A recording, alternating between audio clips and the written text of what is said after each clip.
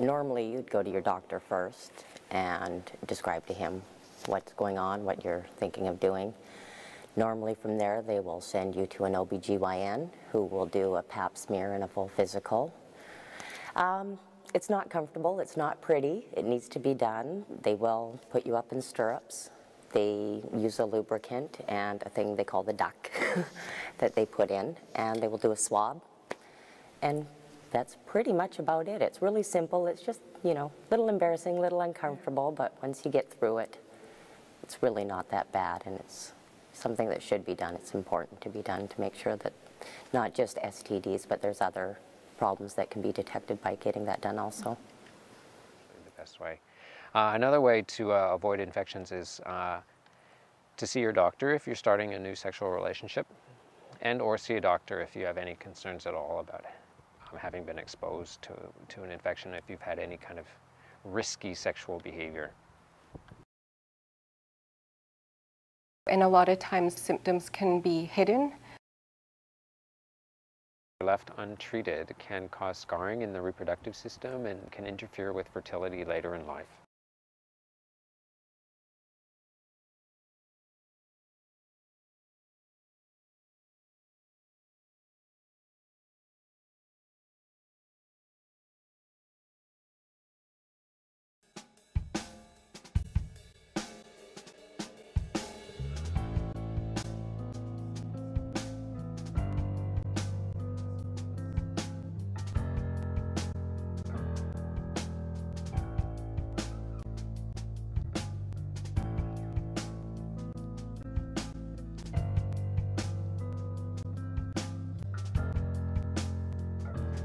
I'd like to speak with somebody. Okay, have you been here before? No, I haven't been before. No, I haven't. Okay, how about I'll get you to fill out a form. And you need to fill out the front and the back also, and I'll have somebody with you. Can you do that in the waiting room there? Okay. Okay. Thanks. And you need to fill out both sides, the front and the back here. Okay. And then you can go into the waiting room there. Okay, then I'll have somebody come with you, seeing you in a few minutes. So can you Okay. wait in the waiting room there? Sure. Okay.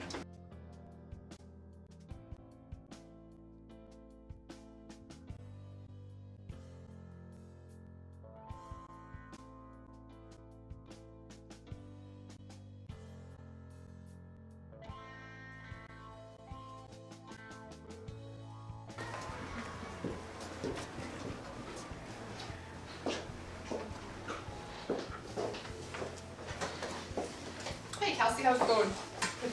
How's your little guy? So what can I do for you today? I kind of went to a party and I had unprotected sex. So you wanted to make sure that you were safe or find out what kind of testing you might get, sort of thing? Yeah. Okay.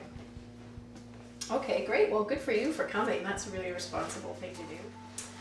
So I see that you're a new client here, so I'll just do the little confidentiality talk that we always do with all the new clients.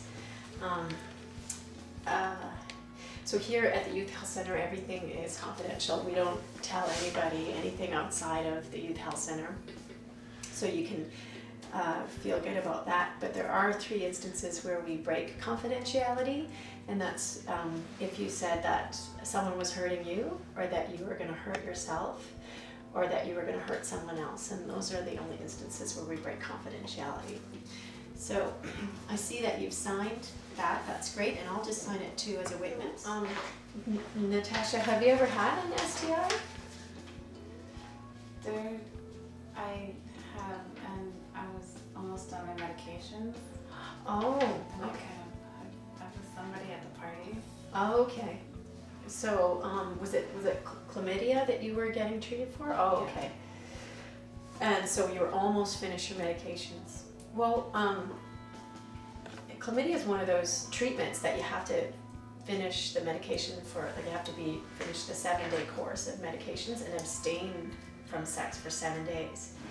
So that person that that you had unprotected sex with may have come in contact with chlamydia and may have the infection. So you had unprotected sex recently, or Yeah, recently. like 2 or 3 days ago, sort of thing? Yeah. Yeah. Somewhere there. Okay. Do you know for sure if it was vaginal, anal, or oral sex, or all three, or It was vaginal. vaginal unprotected sex? Okay. Well, that helps to find out about what your risks are. So I'm thinking probably you'd like to talk about some plan B. Okay, and in terms of preventing some pregnancy, okay. So we'll just go through some information about that. As far as pregnancy tests go, we could do a test today if you'd had unprotected sex a little while back. We could certainly do one today, but you have to be at least 2 weeks pregnant before the hormone will show in your urine. So we could certainly do one today, but if you want to come back in a week or so, we could certainly do another test, and that would, yeah. So if it was a week ago that you had unprotected sex, then a week from now would give us a good indication.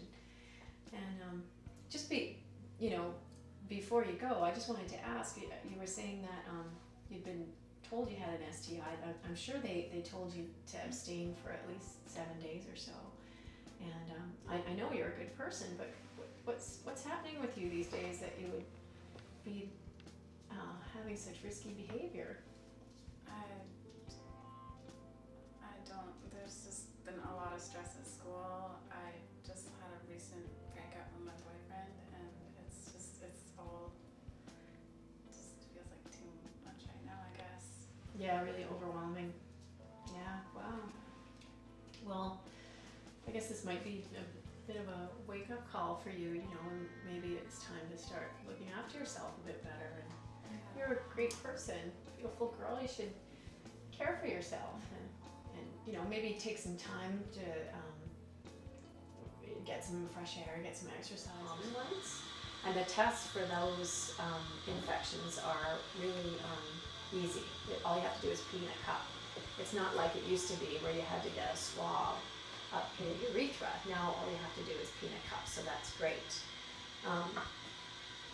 The other tests for herpes, for example, are that test is a little more complicated. It's a blood test, and it doesn't differentiate between oral and genital herpes.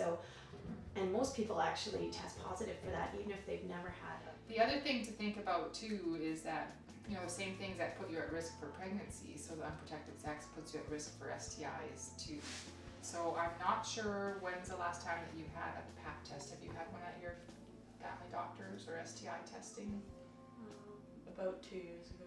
Okay, so you should probably think about making an appointment and coming in and doing that too, because if you've had unprotected sex, then you're at risk for chlamydia and gonorrhea. Is the person that you that was your partner yesterday, is that like an ongoing partner, or is that somebody that you know very well? I'm wondering about making sure he goes in to get tested as well. So that if you did get a positive test, then we'd probably call you and want to talk to you about your partners, and we'd try to get hold of them.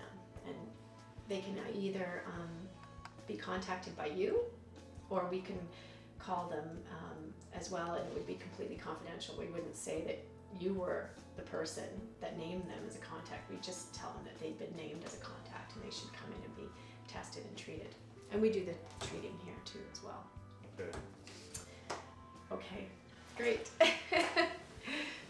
I think it's important when I speak to young people that it's important for them to know that sex is completely natural and normal, and it's completely normal and natural to be confused by it as well, and that you can't be having sex all the time everywhere. It actually happens under a certain set of circumstances, and I really want young people to experience sex and love in a very positive light, not in a painful light, not in a diseased light, and certainly not in a way that's hurtful to them. So, and I do often meet people when they're in crisis. I often meet young people who have had behaviors that they very, very much regret. And you don't want to be having regret around that. You want to set things up so that everything everything is great. You want to be with someone that you love and that you care for, and you want your sexual relationship to be a safe one that doesn't involve disease or an unwanted pregnancy. You just want it to be, a really great part of your life, because young people have everything in front of them, so why not have your sexual life be great as well?